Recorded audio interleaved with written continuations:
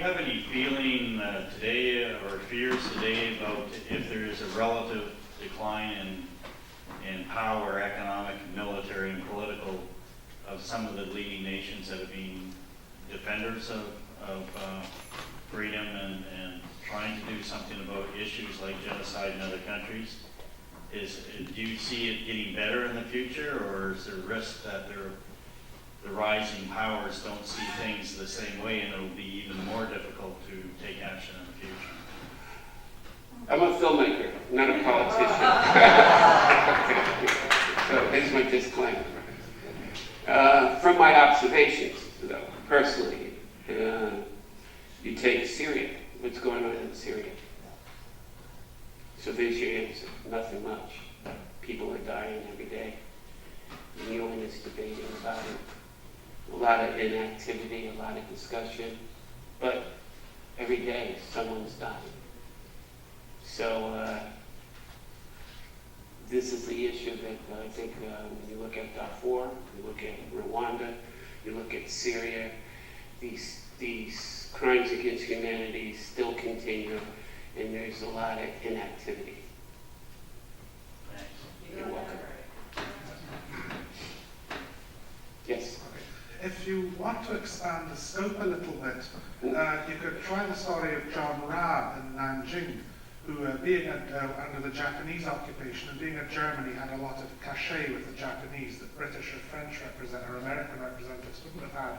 And he saved thousands of Chinese women from rape by the Japanese, and was able to get this network going. Eventually the Japanese called the Germans, said, keep this guy under control, and Raab got removed and moved to Switzerland, and a lot of Chinese discovered he was living in poverty in Switzerland and got up a collection for him and everything. I want to extend, because it's going on everywhere all the time. There's a documentary called Nanking. Yes. And it deals with that issue. I mean, we had some, we dealt with diplomats. Yes. And so the story focuses on a diplomat. I'm not sure. Zwartenberg wasn't a diplomat as such. No, I don't think it was a diplomat. Next question? I really don't have a question. Okay. I was born during the war, 1941, and I only have one thing to say. Thank you so much. You've opened my eyes. And now my great-grandchildren, because you have sure opened my eyes here tonight. Thank you very much. Appreciate that very much. Mr. King, I want to echo what the last lady's gone by thanking you again, but my question is, you exquisitely and deftly wove together historical with the narrative, with the individuals' stories, the survivors, as well as those of some of the heirs, the descendants of some of these diplomats. And I was fascinated not only with how beautifully you edited all of the material, but how indeed you managed to capture it. So perhaps you could tell us a little bit about how much was involved in actually the actual production process. I mean, it blows my mind how much preparatory work had to be done in each of the countries you visited in advance of you actually getting into film, and then the sound effects, and then the layovers, and the interviews, and the timing. You must have, I mean, Wow. I didn't want to tell a historical just using archives. I thought it'd be interesting from a youthful perspective to actually see some reenactments and taking the stories and spinning them where I'm not telling you, but I'm showing you. And one of the issues I always have is I love seeing you all here, but I wish we had more young people here. You know, and since they'll be inheriting these issues, it'd be nice if they have a little background in them. So the production, what we did initially is we sat down with Sir Martin Gilbert, and it was easy, just following his path, right? Now, he's writing a book. He's he's writing a book, so it was easy. I said, so Ryan, we're going to follow you, and you just tell us where you want to go, and who you want to speak to, and what story you want to focus on, and we'll arrange it, and we'll follow you. Okay. And after hearing the stories, sometimes, the talking heads, you just want to see something. You want to see the vista, you want to see the view, you see the story versus hearing the story. So after going through 13 countries, hearing the stories, I decided that I wanted to do some reenactments because I thought it would enhance the storytelling.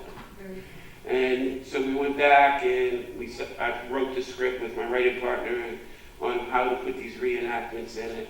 And I think they added another layer, another texture, another visualization to it. And that was part of it. When we came back, we had over 300 hours of footage. And, so I had to sit down, and what you usually do, my process is simple. I'll be by myself, I'll go through all the footage, and I'll do what's called the paper edit. And I'll write down the time code, I'll write down what's being said, the in and the out, and then I'll assemble, or my editor will assemble that into a rough cut. And then from there, we can see how long it is, and see how the story is shaping up, and decide if we need more footage, that's not the right footage, to then keep the process going. I thought 6 months, but it ended up being a year, and that was all right, because we had to get it right. And once that's finished, then we went to Europe. I went to Europe. A friend of mine is a composer. Music, I love the music. Did you love the music? Excellent. And it was done by the Sofia Philharmonic Orchestra in Bulgaria. But I went to school in Holland. And so my composer friend wrote the score for the film. So I spent a month with him in Holland trying to find the music for the film. And then we would place the music under the images. And then we took the score to Bulgaria for it actually to be played out with the Philharmonic Orchestra. After that, it was just going into the sound studio, mixing, and doing color correction, so the film, the coloring, the saturation was correct, and there you go. Yeah. Questions. How big was your film crew, the actual group that was filming? Honestly, this had the footprint of an independent feature film. We had 20 people, and it was very logistically, it was an issue. We had 20 people through trains with 40 boxes of equipment in Europe, and we never thought about Europe, how you had to take the boxes off the train and go downstairs and travel it. So we ended up hiring a truck to meet us everywhere, because it was just physically exhausting trying to move the boxes at every train station. So, but it was a big crew, and it was a very, very draining journey, because, dealing with stories of the Holocaust is not an easy subject. And it's emotionally and psychologically and physically draining. And on all of us. So it was a very, very trying production. We need to get you to do part 2 and raise the money to help you get it into every school. Right, there you go. Thank you. I love your spirit. There you go. There you go. Thank you. Yes, sir. I think it's fair to say that bureaucracies are inherently conservative, small c conservative. What your film has demonstrated is the action of individuals who had the courage and initiative to do that. But I wonder, you've shown it obviously a number of places, film festivals you mentioned. Have you made any attempt to show it to governments? To get any reaction from governments? at least countries maybe of those individuals who were part of the film? Have you- Yes, actually, we just was 2 weeks ago invited by the United Nations. On January 23rd, so if you're in New York City, I'll see you at the United Nations at 6:30. And yes, the United States State Department sent me to Vienna, Bratislava, and also to Romania to show the film to the diplomatic corps. And they continue to, I get emails all the time to screen the film. So the film has a life of its own. And that's good in one way, it's bad in another way, because I'm ready to make another film.